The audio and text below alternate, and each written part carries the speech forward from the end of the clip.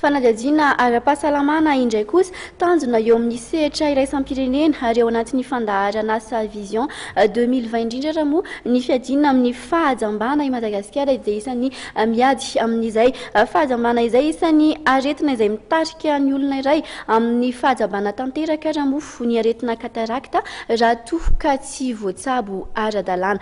Fanadihadiana mahakasika an'izay indrindra raha moa no entin'ny Ravaka Andriamanalina sy Mamy Rasamuely amintsika. Ny fitsaboana ny aretina katarakta dia ahafahana misoroka ny fahajambana eo amin'ny olona iray. Aretina azo tsaboana tsara ny katarakta saingy ny sarany matetika no mahatonga ireo olona avy amin'ny fianakaviana sahirana hisalasala.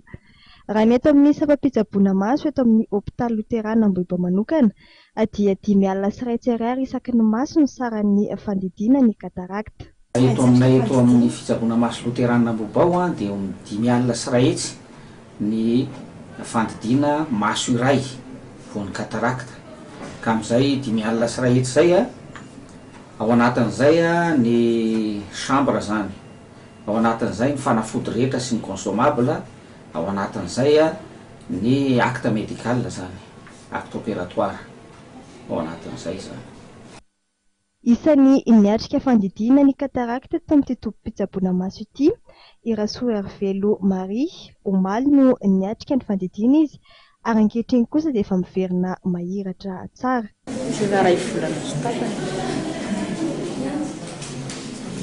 Dia nanahoana fiseho izy dia tamin'izay nangidiza ilay izy tamin'izay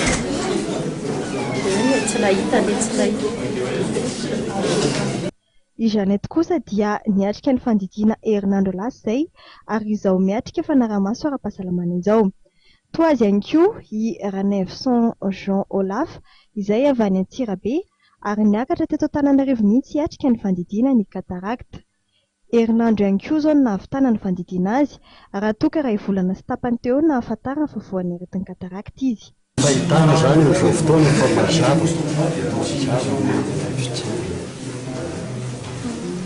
Nanahoana ny nanao an'ilay hoe voan'ny katarakta no tanavandohany Andohana nanahoana ny fomba fisehoana izy amin'ny fisehony zany dia jerena rera dia manjava.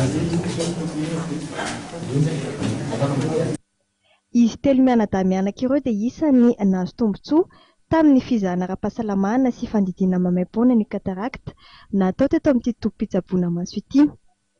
Ny fanampiana ara-bola avy amin'ny Fondation Sangju Fond International mitetina hatrany amin'ny 10 tapitrisa ariary no nahafahana nantanteraka izany.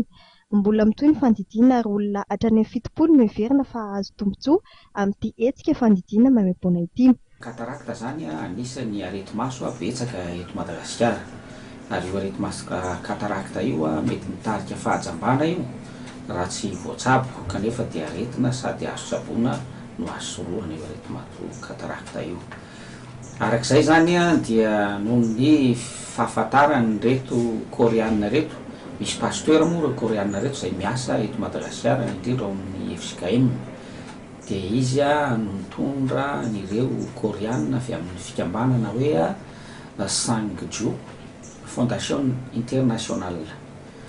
Dia eo amin'izay ady amin'ny katarakta zay dia betsaka ny aretina saingy maro kosa ny olona tsy afaka mitsabo ilay aretina katarakta noho ny tsy fahafahan'izy ireo zany ny fahefa mividy izay ambany dia ambany eo amin'izy ireo dia tsy afaka mitsabo tena izy dia tsy tonga izy mitsabo ny masony zany.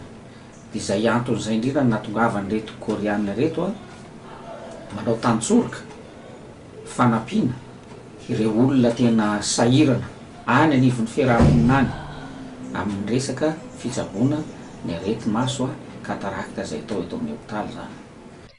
7 andro aorian'ny fandidiana dia misy ny fanaraha-maso ara-pahasalamana tao. Mety mahatratra 2 volana ny fanaraha-maso arakaraka ny fivoaran'ny fahasalaman'ny olona tsirairay.